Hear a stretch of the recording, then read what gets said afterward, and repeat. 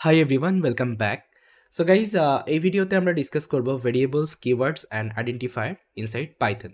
তো প্রিভিয়াস ভিডিওতে আমরা অলরেডি দেখছি what is data types inside Python and আমাদের কতগুলো ডেটা টাইপস আছে ইনসাইড পাইথন। ওকে, সবগুলো কিন্তু আমরা এক্সাম্পল অলরেডি দেখছি। তো এখন আমরা দেখব variables, keyword and identifier in practical, এবং এটা হচ্ছে অনেক একটা ইম্পর্ট্যান্ট কনসেপ্ট, কারণ গোয়িং ফরওয়ার্ড কিন্তু আমরা যতগুলো এক্সাম্পল লিখবো না কেন সব ক্ষেত্রে কিন্তু আমরা ভেরিয়েবল, কিওয়ার্ডস এবং আইডেন্টিফায়ারটা ইউজ করবো। ওকে, so let's open up my collab notebook and try to see this example of these variables, keywords and identifier. So guys, প্রথমে যেটা আমরা দেখবো সেটা হচ্ছে variable. So let me comment here. Okay, variable নিয়ে আমরা ডিসকাস করব। Just a minute. So variable হচ্ছে এটা একটা কন্টেনার যেখানে আমরা কোনো একটা ভ্যালু স্টোর করে থাকি।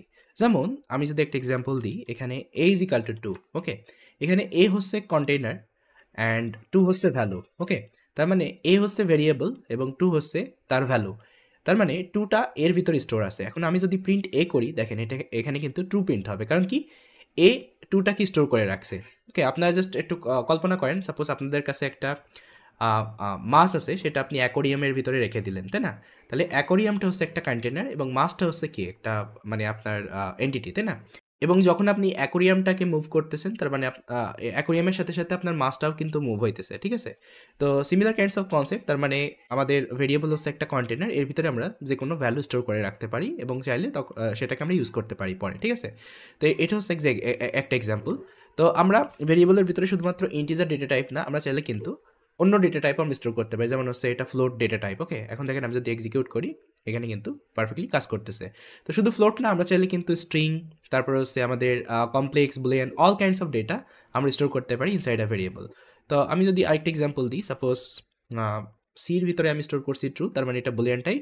এর ভিতরে আমি স্টোর করছি বাপি, এটা হচ্ছে স্ট্রিং টাইপ। এখন যদি আমি দুটোকেই প্রিন্ট করি, তাহলে দেখেন দুটোই কিন্তু প্রিন্ট হইতেছে। তার মানে আমরা যে কোনো ডেটা টাইপ চাইলে কিন্তু আমরা কোনো ভেরিয়েবলে স্টোর করে রাখতে পারি। ওকে, সো এখন আপনারা আমাকে জিজ্ঞেস করতে পারেন এই ভেরিয়েবলের ইউজ কেস কোথায়।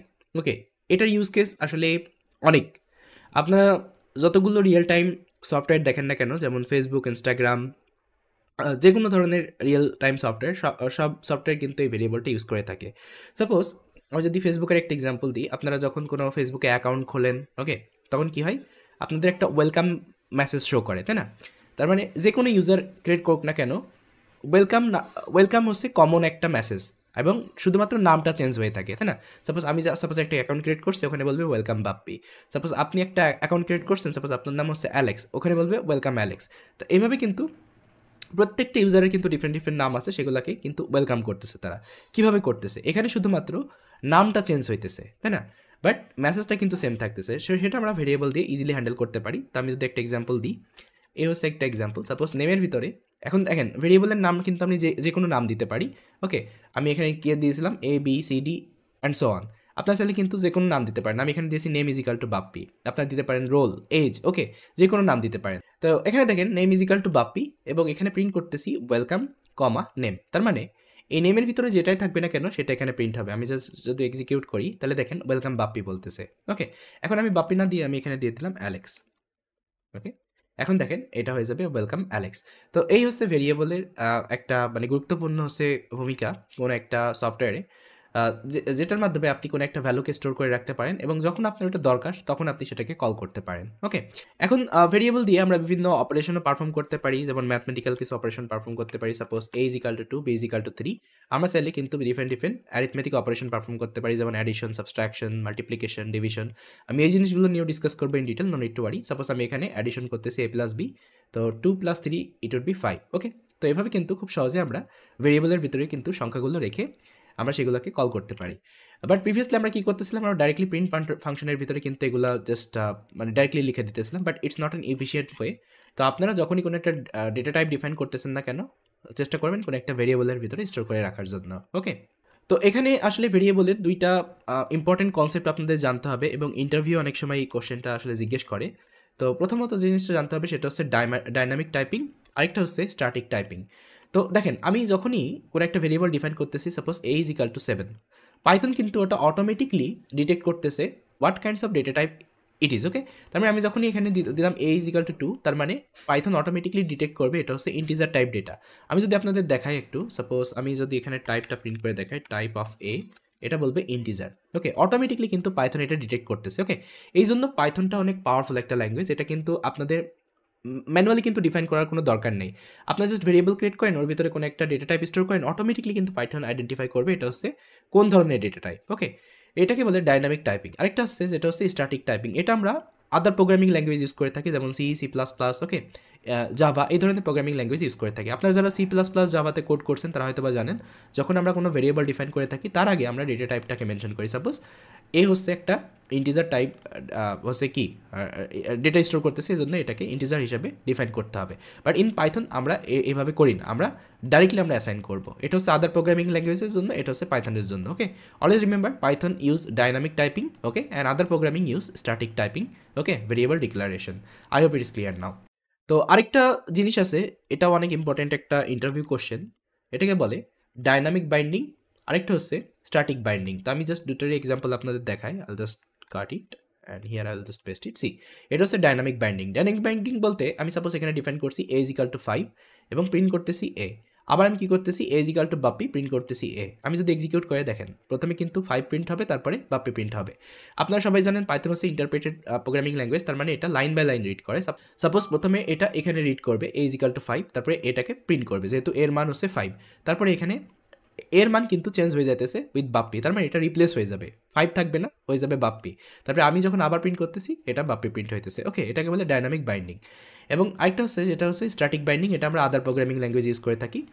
সো আদার প্রোগ্রামিংয়ে আমি বলছিলাম যে আপনি যখনই কোনো ভেরিয়েবল ডিফাইন করবেন তার আগে আপনাকে ডেটা টাইপ মেনশন করতে হবে। সাপোজ আমি এখানে দিলাম int a, তার মানে a হচ্ছে একটা ইন্টিজার টাইপ ভেরিয়েবল। আপনি চাইলে কিন্তু এর ভিতরে কোনো ফ্লোটিং বা আদার ডেটা টাইপ কিন্তু স্টোর করতে পারবেন না। Once you have define, okay, one variable with a specific data type, you can't ever change that. So this is the main concern, okay, in other programming language. আপনি একবার যদি define করে ফেলেন আপনি কিন্তু আর চেঞ্জ করতে পারবেন না। আপনি কিন্তু এভাবে লিখতে পারবেন না str a is equal to Bappi, এটা কিন্তু পসিবল না। But inside Python it is possible. Okay, তো এই জিনিসগুলো একটু জাস্ট মনে রাখবেন, কারণ অনেক সময় ইন্টারভিউতে এগুলো জিজ্ঞেস করে থাকে। Okay, what is dynamic typing, what is static typing, what is dynamic binding and what is static binding. Okay, it's super important question. তো আরও কিছু আমরা ভেরিয়েবলের এক্সাম্পল দেখি। সাপোজ এই হচ্ছে আরেকটা এক্সাম্পল। এখানে দেখেন আমি লিখছি a is equal to 1, b is equal to 2, c is equal to 3। এখন আমি সবগুলোকে প্রিন্ট করতেছি a plus a comma b comma c। এখন আমি যদি এক্সিকিউট করি দেখেন সবগুলো কিন্তু এক লাইনে প্রিন্ট হইতেছে। বাট এভাবে বারবার না লিখে আমরা কিন্তু এভাবেও এটা জিনিসটা লেখা যায় ইন পাইথন। আমরা লিখবো a comma b comma c is equal to 1 কমা 2 কমা 3। তার মানে 1 স্টোর হবে এর ভিতরে, 2 স্টোর হবে b এর ভিতরে, 3 হবে c এর ভিতরে। ওকে, এভাবে মানে অ্যালাইন হিসাবে এটা কিন্তু স্টোর হবে। ওকে, এখন দেখেন আপনাদের কাছে যদি এইরকম ধরনের কোনো সিচুয়েশন থাকে, সাপোজ আপনাদের প্রত্যেকটা ভেরিয়েবলের ভিতরে একই নাম্বার, ওকে, সেক্ষেত্রে আপনারা আলাদা আলাদা ভেরিয়েবল না ডিফাইন করে আপনারা এভাবে জিনিসটা লিখতে পারেন।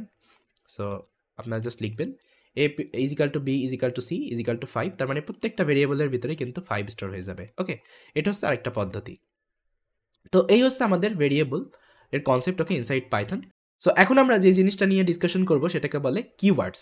তো কিওয়ার্ডস হচ্ছে অনেক একটা important concept inside Python. Okay, not only Python, in other programming language also. তো আমরা দেখব what is keywords. So inside Python there are 39 keywords, okay, available. So এই ইমেজে আপনারা দেখতে পাচ্ছেন এগুলো হচ্ছে পাইথনের কিওয়ার্ডস, যেমন false, none, true, and, as, assert, async, await, def, del, elif, else, okay, for, from and so on. তো এগুলো হচ্ছে পাইথনের কিওয়ার্ড।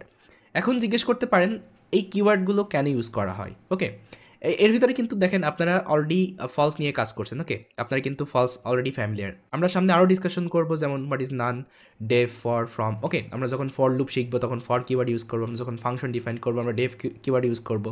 ওকে, আমরা যখন ফাংশন কোনো কিছু রিটার্ন করবো তখন রিটার্ন কিওয়ার্ড ইউজ করবো। ওকে, হোয়াইল লুপের ক্ষেত্রে হোয়াইল ইউজ করবো, কোনো একটা লাইব্রেরি ইম্পোর্ট করার সময় ইম্পোর্ট কিওয়ার্ড ইউজ করবো।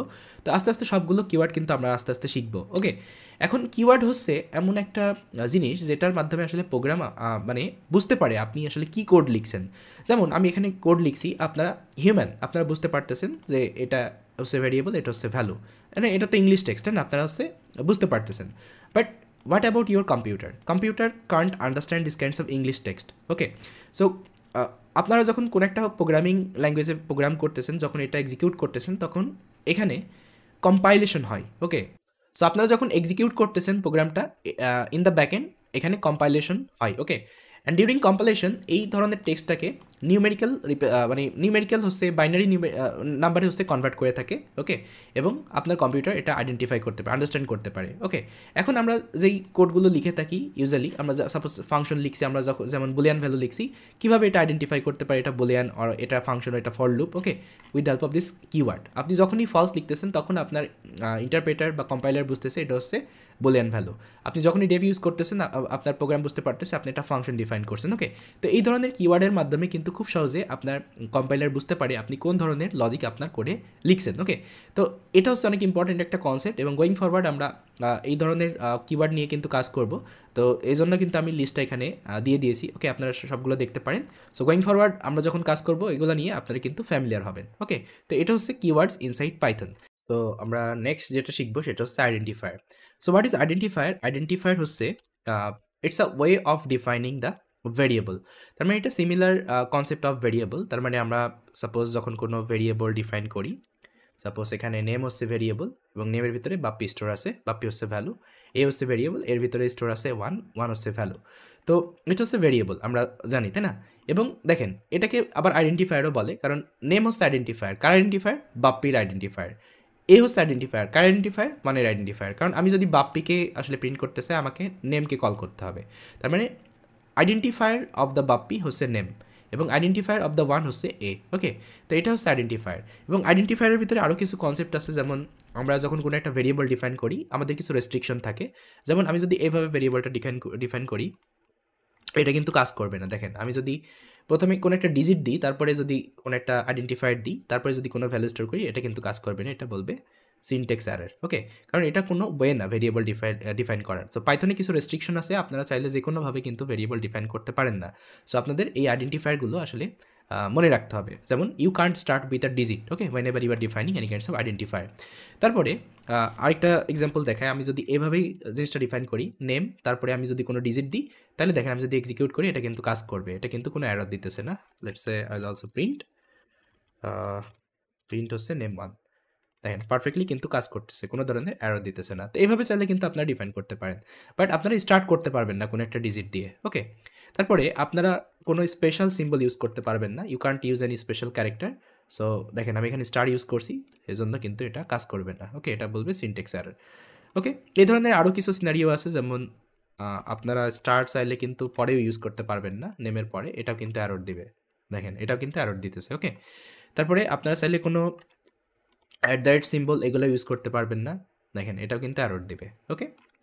বাট আপনারা চাইলে কিন্তু আন্ডারস্কোর সাইন ইউজ করতে পারেন, আন্ডারস্কোর নেম, এটা কিন্তু ইজিলি কাজ করবে, ওকে, দ্যার ইজ নো এরর।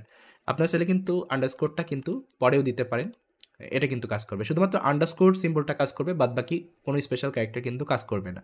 এবং আপনারা চাইলে কিন্তু শুধু আন্ডারস্কোরের ভিতরেও কিন্তু কোনো একটা ভ্যালুকে সেভ করে রাখতে পারেন, দেখেন এটাও কিন্তু কাজ করবে, ওকে। সাপোজ যখন আপনার কোনো ভেরিয়েবলকে কল করার প্রয়োজন নেই, বাট আপনি একটা ভ্যালু স্টোর করে রাখতেছেন, সেক্ষেত্রে আপনি আন্ডারস্কোর ইউজ করতে পারেন, ওকে। বাট এটা আসলে খুব রেয়ার ইউজ, বাট অনেক সময় আমরা ইউজ করে থাকি যে সাপোজ কোনো একটা ভ্যালু আমাকে স্টোর করার দরকার, বাট আমার ওটা মানে কল করার দরকার নেই, আর ওটা আমরা ইউজ করার দরকার নেই, সেটা আমি আন্ডারস্কোরের ভিতরে রেখে দিতে পারি, ওকে। এটা হচ্ছে কনসেপ্ট। তো এটাই হচ্ছে আমাদের মানে ভেরিয়েবল এবং হচ্ছে কিওয়ার্ড এবং আইডেন্টিফায়ারের example, okay, inside Python. I hope আপনারা ক্লিয়ার কাট আইডিয়া পেয়েছেন, ওকে, কীভাবে আমরা এগুলো ইউজ করতে পারি। সো নেক্সট ভিডিওতে আমরা শিখবো কীভাবে আমরা ইনপুট নিতে পারি ইনসাইড পাইথন, ওকে। ইনপুট সম্পর্কে আমরা ডিটেল ডিসকাশন করব।